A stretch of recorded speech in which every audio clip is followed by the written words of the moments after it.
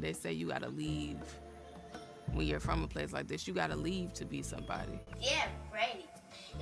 And sometimes we come back home, and sometimes we don't. But it's our responsibility to come back home and build that access.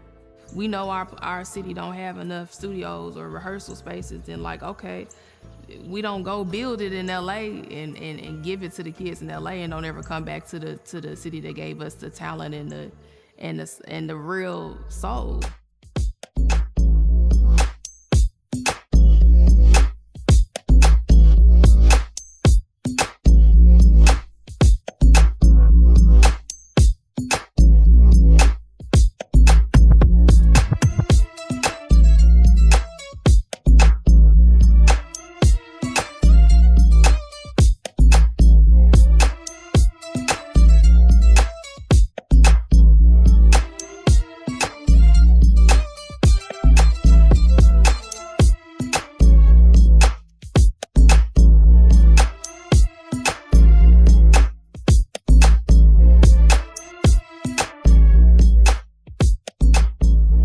Hello you guys, it is Mark back with another video. And like I always say, don't be scared to fall because you may fall into a better situation. I like to feel like I'm a part of that better situation. You're already here, so you might as well subscribe. And without further ado, let's get into today's video. First and foremost, welcome back to the subbies and welcome back to the new subbies. If you're new here, do not forget to subscribe to the channel. So I want to talk about what it means to grow up in the poorest state in the country. What exactly do you think of when you hear the word Mississippi? It may be P-Valley, it may be poverty, racism, history, blues. Unless you're from Mississippi, most don't understand exactly what it's like. They only know what they've heard. Let's go back in time to the 19th century. Mississippi grew rapidly during this period, thanks to the invention of the cotton gin, which eventually led to the expansion of slavery and economic prosperity, making Mississippi one of the top spots for cotton. Boll Weevil entered the United States in 1892 in Texas and eventually reached Mississippi in 1907. And these are like tiny bugs or beetles that feed on the stem of crops. This outcome delivered a major long-term shock to the entire cotton-based system, weakening the state's economy, which led to 9 million African American sharecroppers and landowners and civilians to flee Mississippi for better opportunities, known as the Great Migration. This would also fuel already spiked racial tensions in Mississippi. But let's keep in mind, African Americans were last to be hired and first to be fired, while already having the highest rate of unemployment. Socially, segregation worsened through policies like redlining and racial violence, including a surge in lynching, remaining a significant threat that still remains consistent today, with cases like Trey Reed, which happened this year. However, these conditions don't necessarily define Mississippi, but gives us a better understanding of the state of it. Black workers were the first to be let go as jobs disappeared.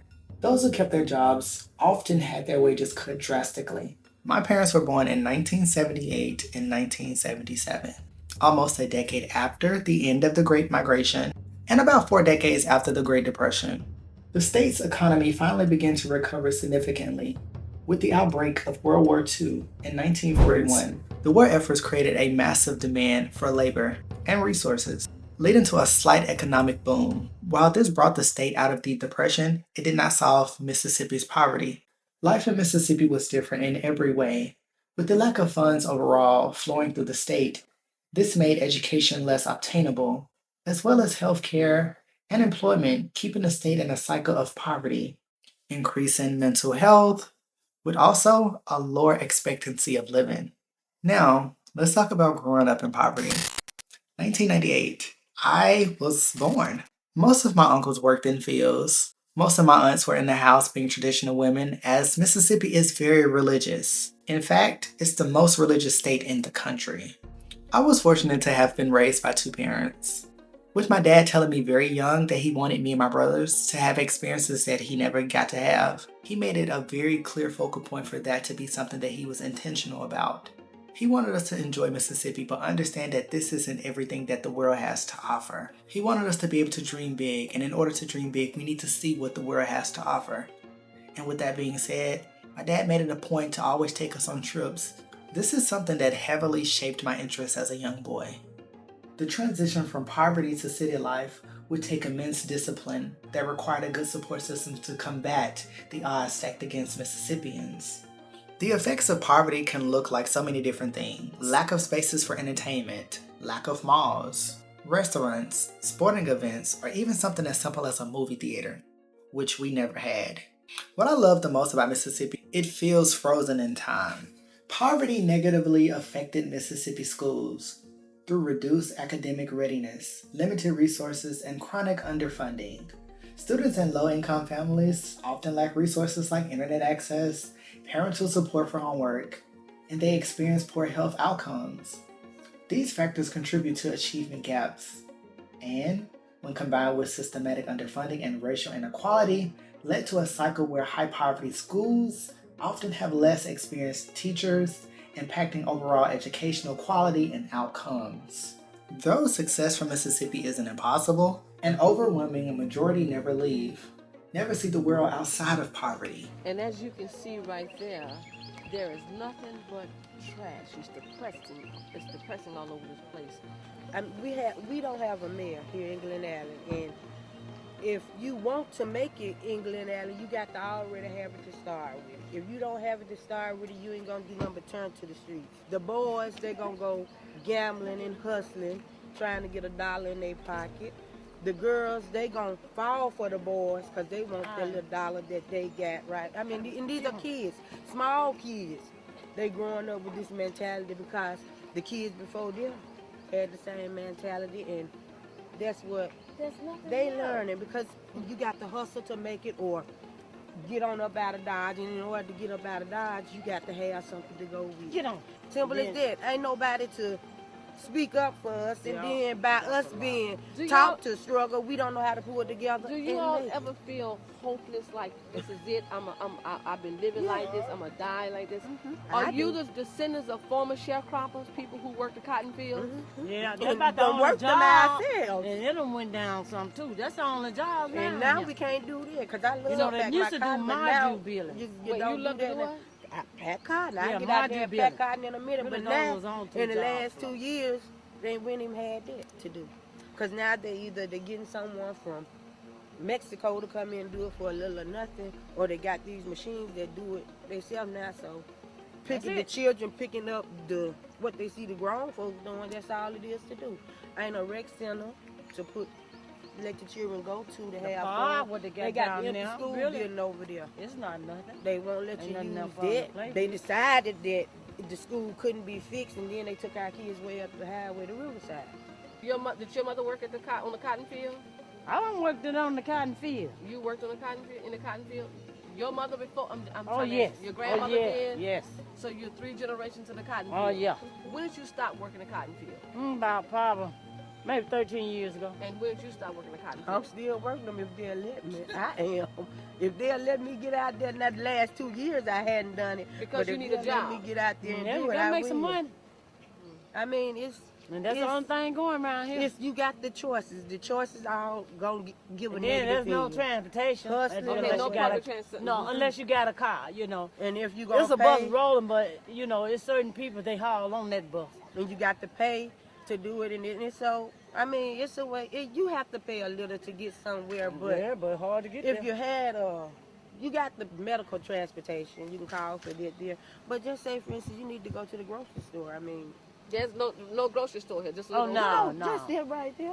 So Or everywhere on you the go, front. you traveling 35, 40 miles. Yes, That's it. yes. And if you don't have the gas or transportation, you just stuck. you through. You staying up here. And if you can't call on a friend, Friend to help you. that or like I family have a member or friend, girl, somebody. we carpool or whatever. Y'all help each She other. the driver They when I can't. helps out good around here now.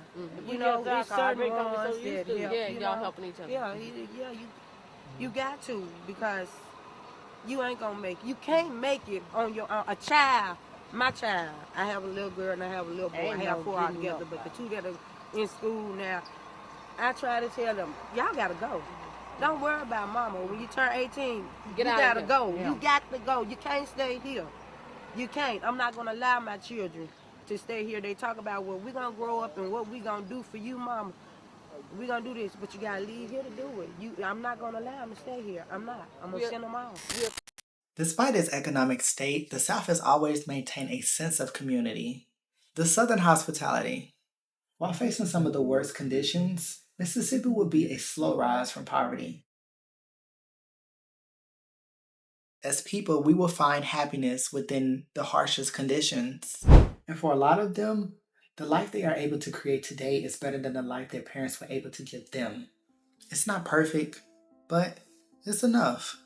Some places like Oxford, Mississippi, is known as a cultural mecca of the South for its rich literacy history. Jackson is also the spot for civil rights history. Located at the crossroads of the South, due to its location on major intersections, it has a diverse range of cultural attractions. These are both examples of how Mississippi is able to make the best of nothing and still remain to draw in outsiders, despite being the poorest state in the country.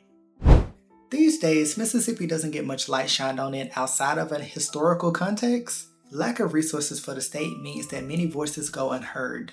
Deep in the South, in certain areas, lynching still exists. Tons of missing children and deaths go untelevised. No one knows what happens down those gravel roads. A life of less that feels a lot more meaningful. I'm currently now in Atlanta, Georgia. I've been here for almost 3 years, living out my city boy dreams, but my spirit is always going to be a country boy. The trees have always felt home to me, and I don't see as many trees as I used to when I was in Mississippi. It's not as quiet, and it's very fast paced. I love the differences that Atlanta has shown me, but I have to say that I do like a slower paced life. This is truly a city of living fast paced, and it makes sense. There are so many opportunities and resources and things to maintain.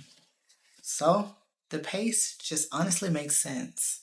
That's pretty much all I have for you guys today. Did you learn something about Mississippi? Let me know down below what you think. Do you have family from Mississippi? Did you know that Mississippi was the poorest state in the country?